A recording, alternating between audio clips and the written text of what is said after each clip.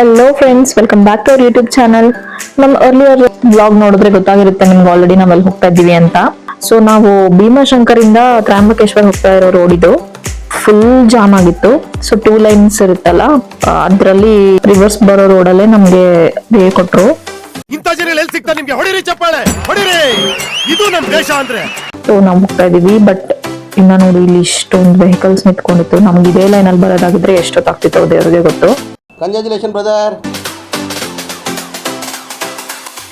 On the way ಅಲ್ಲಿ ತುಂಬಾನೇ mountains ಬರುತ್ತೆ. ಇಲ್ಲ, ಇದು ನೋಡಿ ಶಿವಲಿಂಗ ತರನೇ ಇದೆ ನೋಡಕ್ಕೆ.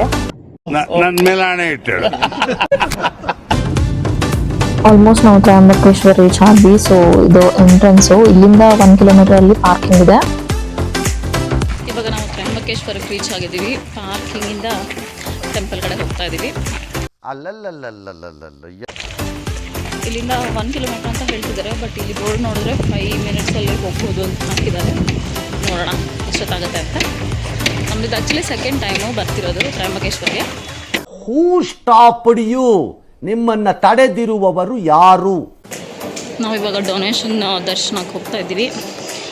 Per head it is 200 rupees. ನಾವು 4 ಜನ 800 ರೂಪಾಯಿ ಕೊಡ್ತೀವಿ. ಆನ್ಲೈನಲ್ಲೇ ತೊಗೋಬೋದು ನೀವು ಟಿಕೆಟ್ ಪಾಸ್ನ.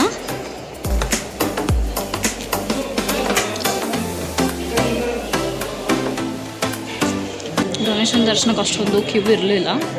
ಮುಂದೆ ನೋಡಬೇಕು ಹೇಗಿರುತ್ತೆ ಅಂತ.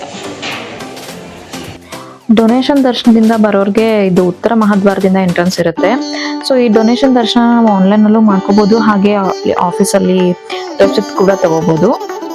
ಇನ್ನು ಈ ತ್ರಯಂಬಕೇಶ್ವರದ್ದು ಸ್ಥಳ ಪುರಾಣ ನೋಡೋದಾದ್ರೆ, ಇಲ್ಲಿ ಗೌತಮ ಋಷಿಗಳು ತಪಸ್ಸು ಮಾಡಿದಂತಹ ಸ್ಥಳ ಇದು. ಅವ್ರಿಗೆ ಗೋಹತ್ಯೆ ದೋಷವನ್ನ ನಿವಾರಿಸಿಕೊಳ್ಳಲು ಶಿವನನ್ನ ಕುರಿತು ತಪಸ್ಸು ಮಾಡ್ತಾರೆ.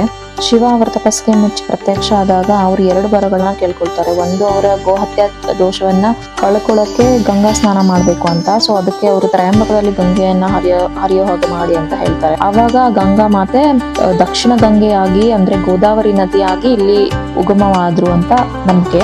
ಮತ್ತೊಂದು ವರವಾಗಿ ಅವರು ಶಿವನನ್ನೇ ಇಲ್ಲಿ ಸತತವಾಗಿ ನೆಲೆಸಲು ಕೇಳ್ಕೊತಾರೆ. ಆವಾಗ ಅವರು ಒಪ್ಕೊಂಡು ಅದಕ್ಕೆ ಜ್ಯೋತಿರ್ಲಿಂಗ ರೂಪದಲ್ಲಿ ನೆಲೆಸಿದ್ದಾರೆ ಅನ್ನೋ ಪ್ರತೀತಿ ಇದೆ. ದರ್ಶನ ಎಲ್ಲ ಮುಗಿಸ್ಕೊಂಡು ಹೊರಗಡೆ ಬಂದ್ವಿ ನಾವು ಇವಾಗ. ಸೊ ಎಕ್ಸಿಟ್ ಡೋರ್ ಇಂದ ಹೊರಗಡೆ ಬಂದ ತಕ್ಷಣ ನಿಮಗೆ ಇಲ್ಲಿ ಕಾಮ್ ಆಗಿರೋ ಒಂದು ಪೀಸ್ಫುಲ್ ಆಗಿರೋ ಅಮೃತ ಕುಂಡ ಸಿಗುತ್ತೆ. ನೀವು ನೋಡ್ಬೋದು, ಇಲ್ಲಿ ತುಂಬಾ ಮೀನುಗಳಿದೆ. ಇವಕ್ಕೆ ಫೀಡ್ ಮಾಡೋಕೆ ಮಂಡಕ್ಕಿ ಇಟ್ಟಿರ್ತಾರೆ. ಇವಾಗ ನಾವು ತ್ರಯಂಬಕೇಶ್ವರಿಂದ ದರ್ಶನ ಮುಗಿಸ್ಕೊಂಡು ಹೋಗ್ತಾ ಇದ್ದೀವಿ. ಈಗ ನಾಸಿಕಲ್ಲಿ ಹಾಲ್ಟ್ ಮಾಡಿ ನಾಳೆ ನಾವು ಶಿರಡಿಗೆ ಹೋಗ್ತಾ ಇದ್ದೀವಿ. ಸಿಂಗಾಪುರ ಶಿರಡಿ. ಯೂಶಲಿ ತ್ರಯಂಬಕೇಶ್ವರ್ ಹೋಗಿ ಬರೋರು ನಾಸಿಕಲ್ಲೇ ಸ್ಟೇ ಮಾಡ್ತಾರೆ. ಹಾಗೆ ನಾವು ಒಂದು ಹೋಮ್ ಸ್ಟೇ ಬುಕ್ ಮಾಡ್ಕೊಂಡಿದ್ವಿ ನಾಸಿಕಲ್ಲಿ. ಯಾಕಂದರೆ ಇದು 30 ಕಿಲೋಮೀಟರ್ಸ್ ಅಷ್ಟೇ ಇರೋದು ತ್ರಯಂಬಕೇಶ್ವರಿಂದ. ಸೊ ಇಲ್ಲಿ ಎಂಟ್ರೆನ್ಸ್ ಆದ ತಕ್ಷಣ ಒಂದು ಹಾಲ್ ಇದೆ. ಹಾಲಲ್ಲಿ ಟಿವಿ ಇದೆ. ಹಾಗೆ ಇದು 2 BHK ಪ್ರಾಪರ್ಟಿ. ಸೊ 1 ರೂಮ್ ಬಂದು ಇದು 2 ಆಕ್ಯುಪೆನ್ಸ್ ಇದು. ಸೊ ಇಲ್ಲಿ ಒಂದು ಮಿರರು ಹಾಗೆ ಕಬೋರ್ಡ್ ಇದೆ. ಇದೊಂದು ಕಾಮನ್ ಟಾಯ್ಲೆಟ್, ಬಾತ್ರೂಮ್ ಇತ್ತು. ಹಾಗೆ ಇನ್ನೊಂದು ಅಟ್ಯಾಚ್ಡ್ ಬಾತ್ರೂಮ್ ಇದೆ ಅದರಲ್ಲಿ. ಇದು ವಾಷಿಂಗ್ ಮಿಷಿನ್ ಇತ್ತು. ಇದು ಇನ್ನೊಂದು ರೂಮು. 2 ರೂಮಲ್ಲೂ ಕ್ವೀನ್ ಸೈಜ್ ಇದೆ ಇತ್ತು.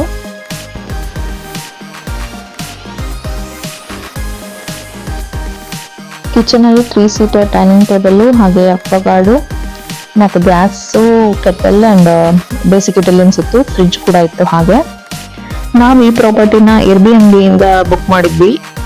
and we paid 3,500 per night.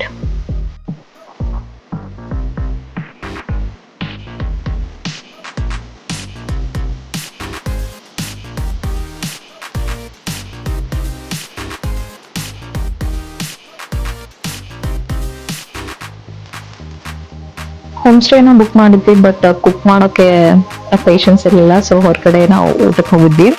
Spicy tadka ಅಂತ ರೆಸ್ಟೋರೆಂಟ್ ಹೆಸರು. ಆಂಬಿಯನ್ಸ್ ಮಾತ್ರ ತುಂಬಾನೇ ಚೆನ್ನಾಗಿತ್ತು. ಇದು ಔಟ್ಸೈಡ್ ಅಂಡ್ ಇಂಡೋರ್ ಎರಡೂ ಇದೆ ಕುತ್ಕೊಳ್ಳೋಕೆ. ನಾವು ಹೊರಗಡೆ ಚೂಸ್ ಮಾಡ್ಕೊಂಡಿದ್ವಿ. ಸೊ ಈ ಡಿನ್ನರ್ ಜೊತೆಗೆ ನಾವು ಡೇ 2ನ ಪ್ಯಾಕಪ್ ಮಾಡುತ್ತೀವಿ. ಹೋಪ್ ನಿಮಗೆಲ್ಲ ಈ ವಿಡಿಯೋ ಇಷ್ಟ ಆಗಿದೆ ಅಂದ್ಕೊಳ್ತೀನಿ. ಇಷ್ಟ ಆಗಿದ್ರೆ ಪ್ಲೀಸ್ ಲೈಕ್ ಮಾಡಿ, ಶೇರ್ ಮಾಡಿ, ಕಮೆಂಟ್ ಮಾಡಿ. ಹಾಗೆ ನಮ್ಮ ಚಾನಲ್ಗೆ ಸಬ್ಸ್ಕ್ರೈಬ್ ಮಾಡಿ, ಸಪೋರ್ಟ್ ಮಾಡಿ. Thank you for watching.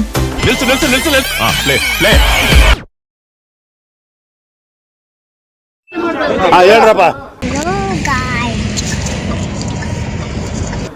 ಹೇಳ್ರು. ಇವಾಗ ನಾವು ತ್ರಯಂಬಕೇಶ್ವರಿಂದ ದರ್ಶನ ಮುಗಿಸ್ಕೊಂಡು ಹೋಗ್ತಾ ಇದ್ದೀವಿ. ಇಷ್ಟು ದೂರ ಇವಾಗ ತ್ರಯಂಬಕೇಶ್ವರಿಂದ ದರ್ಶನ ಮುಗಿಸ್ಕೊಂಡು ಹೋಗ್ತಾ ಇದ್ದೀವಿ.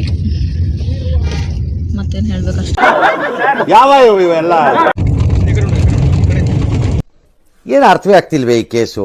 ಇವಾಗ ನಾವು ತ್ರಯಂಬಕೇಶ್ವರಿಂದ ದರ್ಶನ ಮುಗಿಸ್ಕೊಂಡು ಹೋಗ್ತಾ ಇದ್ದೀವಿ. ಇವತ್ತು ನಾಸಿಕಲ್ಲಿ ಹಾಲ್ಟ್ ಮಾಡಿ ನಾಳೆ ಗೊತ್ತಿಲ್ಲ, ಈ ಅರ್ಥ ಆಗ್ತಿಲ್ಲ ನನಗೆ. ಇವಾಗ ನಾವು ತ್ರಯಂಬಕೇಶ್ವರದ ದರ್ಶನ ಮುಗಿಸ್ಕೊಂಡು ಹೊರಡ್ತಾ ಇದ್ದೀವಿ. ಇವತ್ತು ನಾಸಿಕಲ್ಲಿ ಹಾಲ್ಟ್ ಮಾಡಿ ಕೆಳಗೆ ಇಳಿಸಿ